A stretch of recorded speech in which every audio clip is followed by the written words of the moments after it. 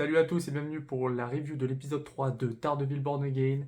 Voilà, on va appeler l'épisode le procès parce qu'il tourne majoritairement autour du procès de Victor Ayala. Et donc voilà, on va parler de cet épisode qui sincèrement m'a particulièrement plu.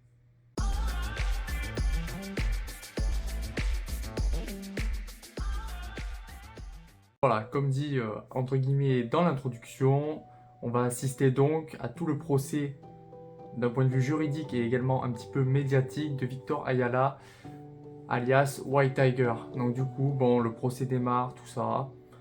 Voilà, c'est, on va dire, un petit procès classique. La défense avec Matt Murdock qui défend son client. L'attaque, donc, avec, entre guillemets, la défense pour les policiers, du coup, dont le policier qui s'est fait tuer.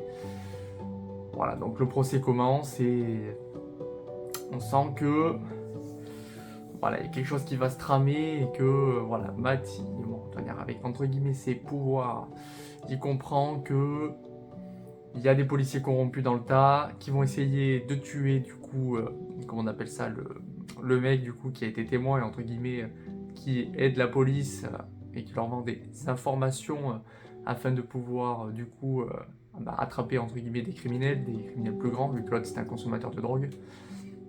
On comprend que voilà, ça a mal tourné le soir entre guillemets sur le quai du métro et c'est pour ça qu'entre guillemets les deux policiers s'étaient pris de chou du coup avec le mec avec la sorte de mule quoi.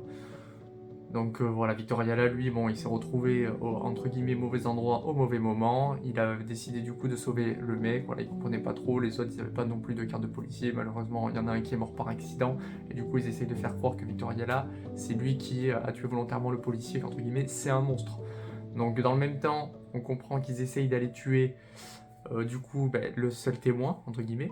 Sauf que voilà, Matt et tout, on va dire qu'il est plutôt balèze parce qu'en fait avec deux complices, dont l'ancien flic. Voilà, ils arrivent entre guillemets à faire suivre les flics entre guillemets sur la mauvaise voie avec l'ancien flic et du coup le mec lui dit vas-y ouvre le coffre et tout. C'est assez bien amené parce qu'on se dit que voilà comment dire, on se dit putain merde ils vont se faire baiser quoi. Le mec il est derrière, il est dans le coffre. En fait non pas du tout, il était avec l'autre mec. Donc du coup le témoin clé de cette affaire peut arriver au niveau du procès. Donc voilà, ça c'était la petite scène un petit peu de tension et tout ça que j'ai trouvé plutôt pas mal. Parce que franchement, pour un épisode voilà, où il faut le dire, il n'y a pas d'action. Voilà, c'est un épisode vraiment centré sur le côté avocat de Matt Murdock. Ce qui est vraiment bien parce que voilà, Daredevil, c'est Daredevil d'un côté, c'est on va dire le super-héros, voilà, le mec badass, mais c'est aussi d'un côté l'avocat badass qui défend entre guillemets les personnes dont ils sont sûrs, dont ils sont innocents. Et franchement, j'ai vraiment kiffé cet épisode par rapport à ça parce que malgré le manque cruel d'action, voilà, qui n'est pas du tout nécessaire à l'intrigue, ils ont réussi à amener une certaine tension dans cet épisode que j'ai plutôt apprécié, à faire des petits retournements de situation et ça c'était vraiment vraiment cool. Donc du coup, voilà, on comprend que le témoin il arrive au procès, et en plus le juge j'ai commencé un petit peu à s'impatienter en mode ouais il est où votre entre guillemets témoin clé et tout, ça commence à être un peu long là. Voilà, Matt lui il reste confiant, il se dit non non c'est bon il va arriver. Le témoin arrive, donc là voilà, putain on se dit c'est bon, ça va le faire. Et malheureusement, le témoin il voit d'autres flics et on capte que voilà, il y a des flics et tout qui ont pas mal de. Enfin, qui ont un tatouage voilà, du Punisher. On les entend un petit peu parler grâce à Matt, voilà, qui avec sa super oui, qui arrive à comprendre. Et voilà, on sent que le mec qui était censé vraiment témoigner pour protéger Victoria là, pour lui dire clairement, ouais, le mec il m'a défendu, il m'a protégé, c'était un accident, il a rien fait, c'est pas entre guillemets un méchant quoi. En fait, on sent voilà, son cœur qui s'accélère et le mec il a tellement peur, il se dit putain ils vont me tuer quoi. Si je les balance, ils vont me tuer. Et donc malheureusement, bah, il ment, voilà, il se protège. Du coup, putain, Matt, il se dit putain, c'est foutu, qu'est-ce qu'on va faire? Victoria là, franchement, il fait grave de la peine, putain, le daron, franchement, il fait vraiment, vraiment de la peine, même sa famille et tout, ça fait un peu de la peine. On se dit putain, merde, comment il va faire? Et là, Matt, il décide, alors qu'il avait clairement dit, même au niveau du juge et tout, et même par rapport à Victoria là, qu'il dévoilerait pas, entre guillemets, sa partie, comment dire, super-héros, sa partie White Tiger.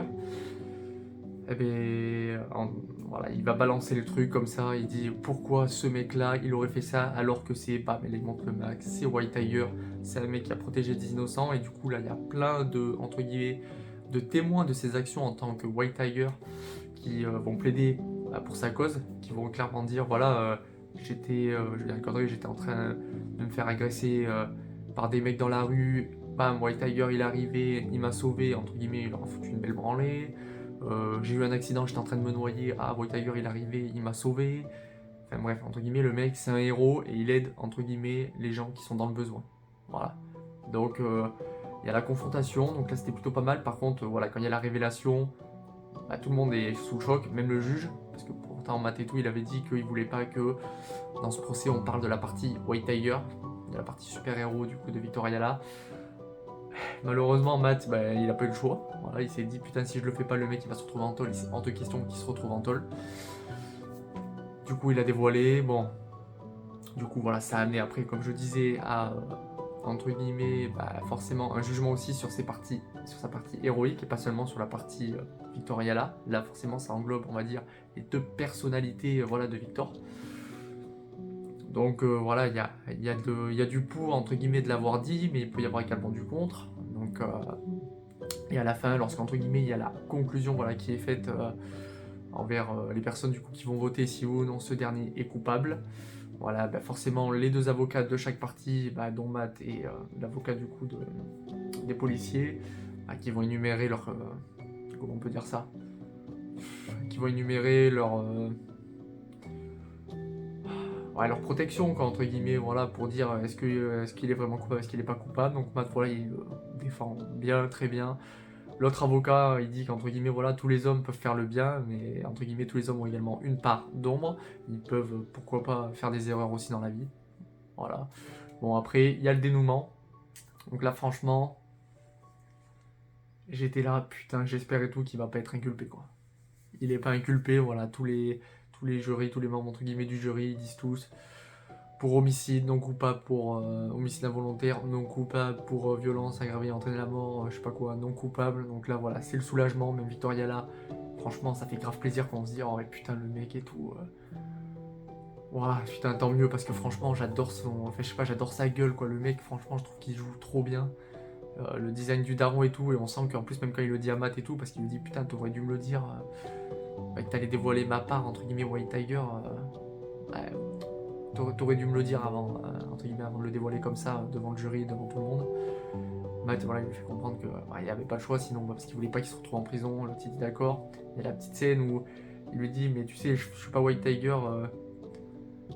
Comme ça, en fait, j'ai été choisi et tout, et c'est un devoir pour moi de le faire, c'est normal et tout. Bon, voilà, il dit aussi que, entre guillemets, Daredevil a disparu, du coup, voilà, il a pas le choix pour aider les gens qui sont vraiment dans le besoin, parce qu'entre guillemets, tout va mal.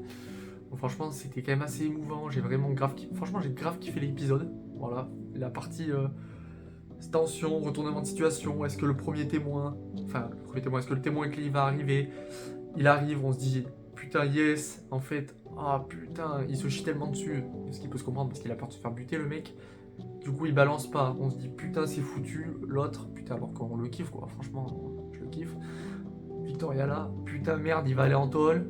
Non, Matt, il décide, coup de poker, bam, je dévoile sa partie super-héros, oh putain, ça va passer, ça va pas passer, ça passe. Donc à la fin, voilà, il y a la petite scène où on voit Victoria là, dans son costume. Voilà, il se balade quoi, il sauve entre guillemets des petits trucs, il aide les gens, on se dit c'est trop bien.